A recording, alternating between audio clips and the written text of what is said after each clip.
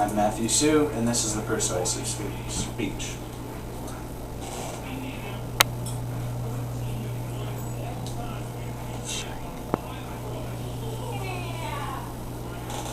Why is America making such a big deal about universal health care? Universal health care has been a very important topic on the minds of our lawmakers recently. We've been voting on it for several months. And we're going to discuss several of the aspects of our current and proposed healthcare system, such as the cost of healthcare, acquiring health insurance, and finding citizens who do not carry it, how to handle creating a public system, and some of the arguments against universal healthcare. Someone asked me a few years ago what I thought about socialized healthcare. And my response was that I believe that if handled correctly, a universal healthcare system would be a great advancement for our society. Their rebuttal to that was, if our healthcare system is so flawed, then why do doctors come from all over the world to work in our country? There's an easy answer to that. It's because we pay them more. We pay our doctors, according to the New York Times in 2007, American doctors make an average of $200,000 to $300,000 a year. Doctors in European countries make closer to around $60,000 to $120,000 a year. Now, personally, I would rather have a doctor who was there to work on me and make me better, wanted to be there to be a doctor, than to dip his hand into my wallet. These severely inflated salaries are directly affecting the cost of our medical system. And just because we pay more does not guarantee that we're getting any better service than anyone else in any other country. Another factor driving up the cost of our healthcare system is pharmaceutical companies. New drugs are marketed in this country before they're available anywhere else in the world, which allows them to charge 3 or 4 times what they would in other countries.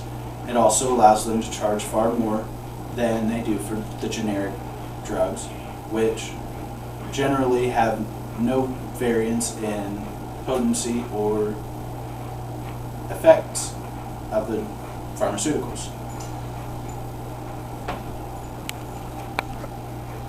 The inflated cost of healthcare makes it difficult for most people in this country to afford to purchase their own coverage.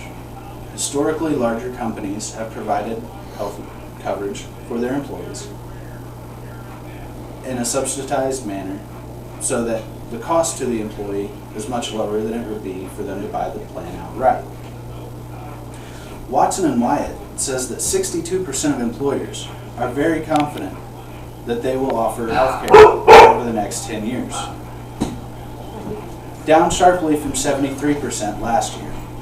This is the first time in the study's 14-year history that employer confidence has declined. This, coupled with recent discussion about making health insurance mandatory and finding citizens who do not carry health insurance, have begun to change the attitudes of many people who have had a long-standing belief that universal health care is a bad thing. 46 million people in this country have no insurance. Millions are underinsured, which can be just as damaging. And healthcare bills bankrupt more than 1 million Americans every year. Now, you really don't need to understand that much about economics to realize that by finding people who can't afford medical insurance, you're not making the situation any better. If they can't pay for their medical insurance, they probably can't pay for your fine. Unfortunately, this is the kind of idea that our officials seem to be trying to apply to any public policy that they have to force the people to follow. Part of the problem with our public policymakers is that they're not bringing any new ideas to debate. They're not covering any new subjects. And therefore, we're not getting new ideas to make the system better. It also seems like politicians involved would rather take extreme opposite positions on these issues and argue and sabotage one another's ideas rather than work together for the betterment of our entire country. That is why it's difficult to create a public health care system in our country. 66 countries throughout the world have instituted a universal health care system of some kind. The United States is the only industrialized nation that does not have a universal health care system. In a recent World Health Organization healthcare ranking, France came in first, while the U.S. scored 37th, slightly better than Cuba, and one notch above Slovenia. Now, there's a lot of controversy over this report and its findings, but all of these complaints seem to be coming from within our own country. Maybe it's a little embarrassing to go around telling everyone your country's better than theirs, and then have a report point out that you were ranked below Andorra, Malta, and a handful of other countries most Americans could not place on a map. When our leaders tried to write a bill that would become our universal health care system, they ended up with a bill around 2,000 pages long. This is the largest bill ever to be put before our lawmakers. There's no real easy answer to the question of how to create a universal health care system for our country. However, by examining systems in place in other countries and taking parts of their models, we should be able to create something better than what we currently have. One of the big problems with implementing a system like this in our country is the fear associated with the change in system. And the impact of a universal healthcare system would most undoubtedly change the way that our current system functions. Many arguments against universal healthcare are rooted in fear and misinformation and indifference towards our fellow citizens. One question being posed is, if I'm healthy, why should I have to pay for someone who's not? It's a very simple answer to that.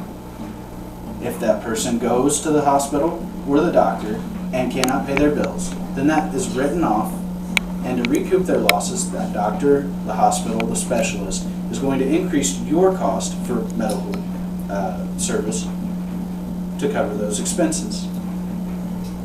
You're going to pay for that in any way. That's a very selfish and short-sighted way to think about healthcare. Another concern on many people's mind is that if we institute a universal healthcare system in this country, that the wait times to get into hospitals and doctors would be much longer than they currently are. Right now, we're waiting weeks, months, and years to see doctors and get into hospitals in our country for certain procedures.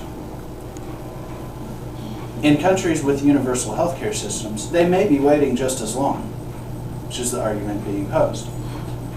However, they're usually waiting not because of their insurance company, but because there are other people who need that service more than they do.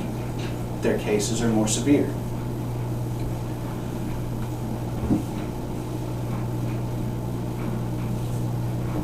Another argument is, we've all heard a story about a child who has been misdiagnosed or had a botched procedure, and that's usually blamed on the country's universal healthcare system. However, if you do any kind of research into malpractice in our country, you would see that there are an excessive number of malpractice cases going on in this country, which again states that just because we pay more for our health care does not mean that we're getting any better service. In closing, I would again like to pose the question, why is America making such a big deal about universal health care? After listening to the information presented about the current and proposed healthcare systems requiring health care, the difficulties facing a universal system, and some of the arguments against the system, I would like everyone to review their personal beliefs about universal health care. And ask yourself a few questions. How much of your view is based on your personal research into the subject? And how much of what you feel is regurgitated information that was handed to you by political parties and spin doctors with their own agendas who regularly misquote and misinterpret information? Thank you.